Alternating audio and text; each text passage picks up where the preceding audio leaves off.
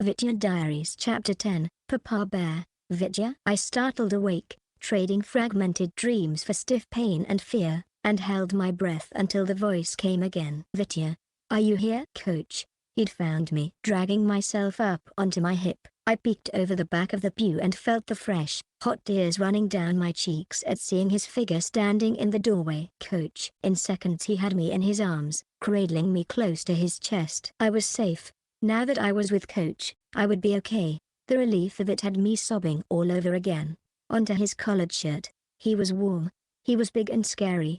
He would protect me. My Papa Bear. Vitya. What happened? I think my arms broke. Coach was the only person I could cry in front of without feeling weak. I was still weak, but Coach never made me feel it. He loosened his grasp to sit on the bench with me, running his large hands first over my right wrist, then my left. It was already swollen, and I hissed when he tested pressure. Yes, I think so. Coach touched my forehead next, gently brushing hair from my face. The blood had dried from where I'd hit the wall. What happened? I was so cold and tired, I scooted closer to press against his side. Everything hurt. Some guys attacked me on the way home. I lost my skates, Coach, and my backpack. They said I was. All of these things chased me. They were gonna kill me, Coach, because they said no one cared about people. I turned my face to bury it against his shoulder, continuing with a whimper. People like me. Coach put his arm around me again. Do you know any of these boys? No. They came after me because I signed an autograph for the convenience store girl.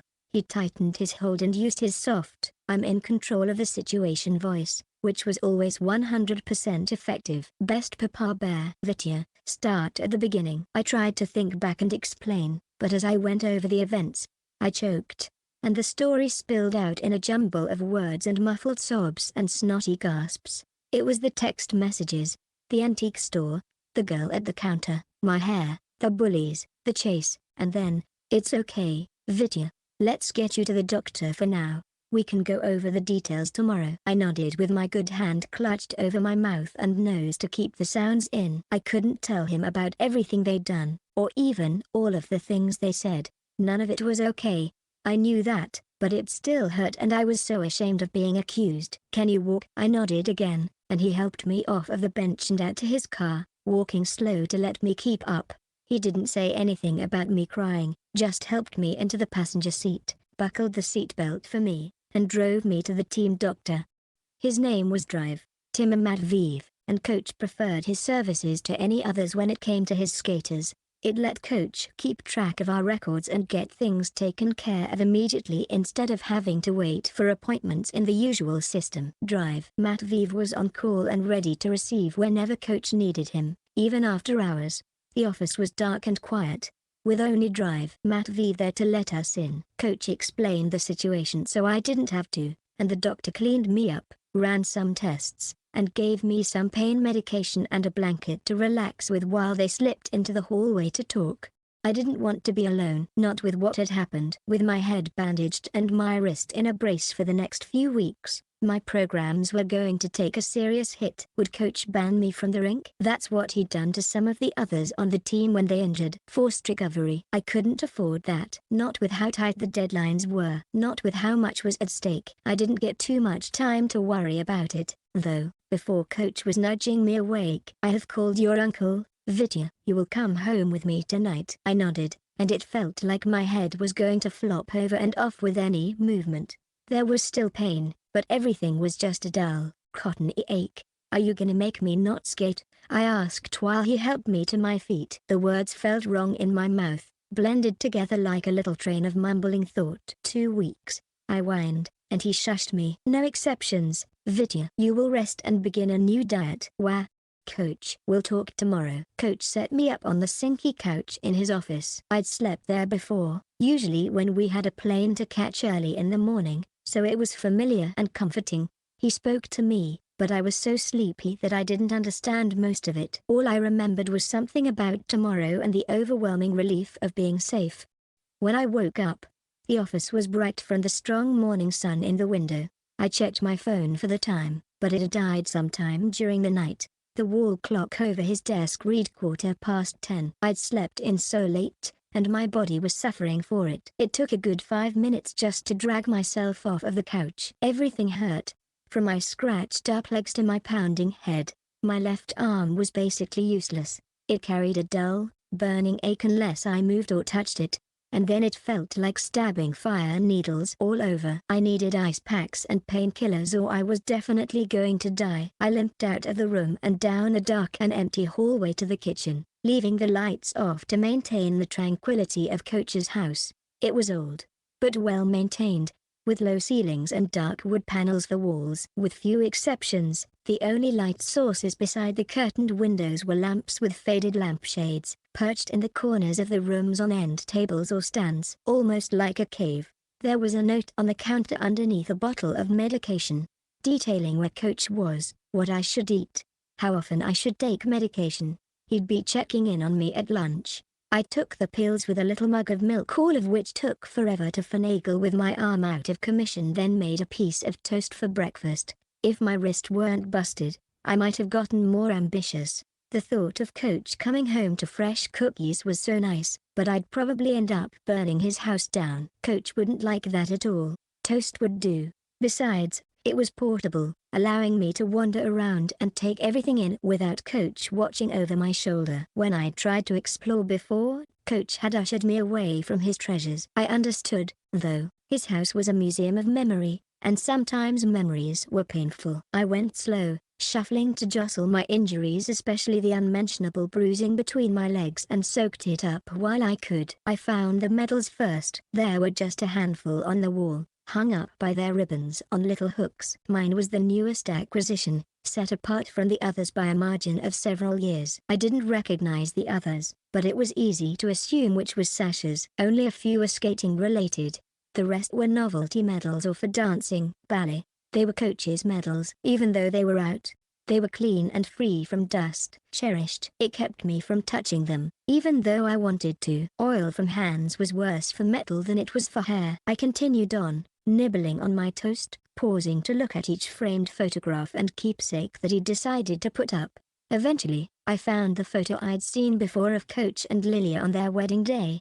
They looked so much different then. Softer, happier. I don't know what the war did to him, but I wasn't going to ask. There are some lines that you just don't cross, but I do know that, like most tragedies, it made him a harder man. Softer, too.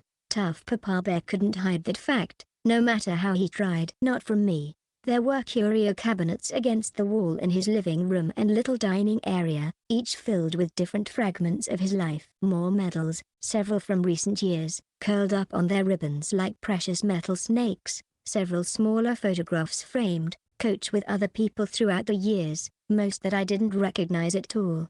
A few uniform pins and yellowed envelopes addressed to him, dog-eared books, and, my favorite, a collection of Soviet-era toys. How scary could a man really be if he kept cartoon memorabilia? Okay, not all of them were cartoons, but the ones that were fit squarely into the iconic category. Behind the painted ballerina Matryoshka set was a gross old hand puppet of Cheburashka, the monkey dog thing, and a matching puppet of his friend Jaina, the crocodile. The plastic parts were scratched, but otherwise intact. Not like the felt figurine of Gaff, the kitten, which had lost most of its flocking. I scanned the shelf, searching, pausing briefly at the 1980s Moscow Olympics pin of the mascot, Miska, and fought back the urge to blush. Miska, cute bear. Was Nico worried about me? Were my aunt or uncle? Coach must have called them. What would they think about me, being attacked for being, well, me? They never talked about it much, at least in front of me, but I was pretty sure they were on the traditionalist side. I sighed. We'd probably have to talk about it when I got home either way, though I was sure I wouldn't like what they'd have to say. The only way I'd get a new phone was through them, though, so I had little choice. My skates were gone. Did they need to be replaced, too? What about my wallet? My Metro pass? And my commemorative Olympic jacket had been ripped. There'd be no replacing that. My own Olympic pin had gotten lost last night, too. Powder, the hair, had been pinned to the pocket, but by the time I'd called Coach, it was gone. But then there was Vinny Puck and his little friend, Pyatakok. I bit my lip, trying to resist the temptation to open up the case and steal the plush pig, but I'd never been able to resist before. so my attempt lasted all 15 seconds before I had him in my hands. Really, with all of the times I'd taken him before, it would have been weird not to. Coach was probably expecting it,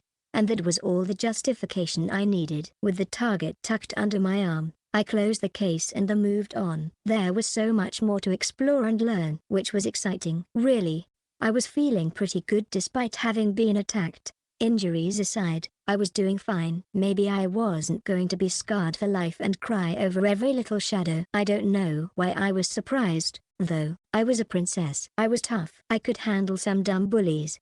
No problem. 5 minutes later, I realized I was draped against the back of the armchair, entire body drooping under its own weight. Right. The medicine.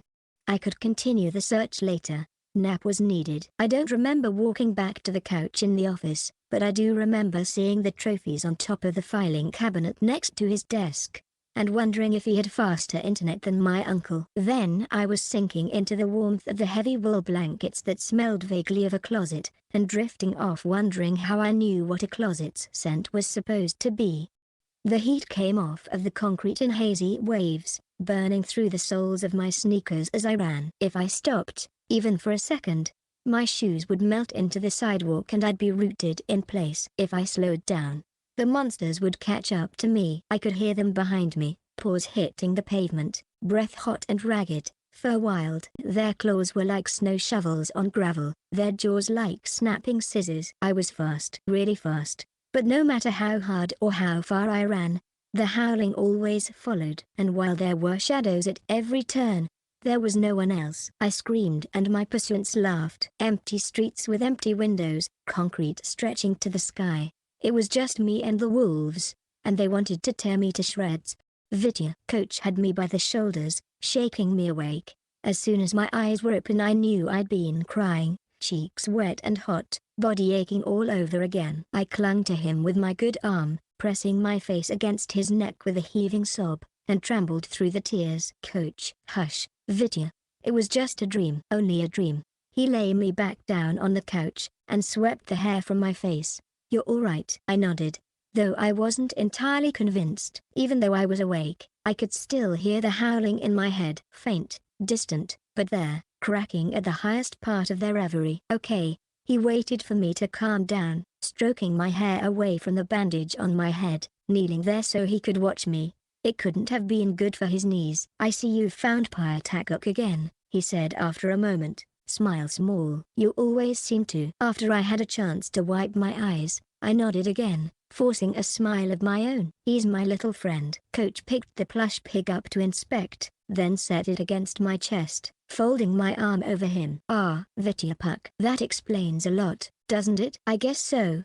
The nickname was unbearably cute, and I laughed in spite of myself, hugging Takuk closer. Yes, I was 15, but I didn't care. Plush animals were amazing. Even Coach had some, so who cared? He patted my head again, large hand gentle and mindful of the bandage. I winced anyway. I've brought your skates back, and your backpack, though I don't know if anything is missing. Are you up to eating lunch? I gave him a blinking stare, trying to process what he just told me. You found them? Yes. The tears welled again, blurring his face and his not-so-secretly pleased smile. They're in the living room. Now, I was thinking soup. See Coach. I cried. Thank you. Settle down. We still have much to discuss, Vitya. But first, lunch. I have to get back to work at some point today. Okay, I sputtered, rubbing at my eyes with my good arm. Okay, Coach.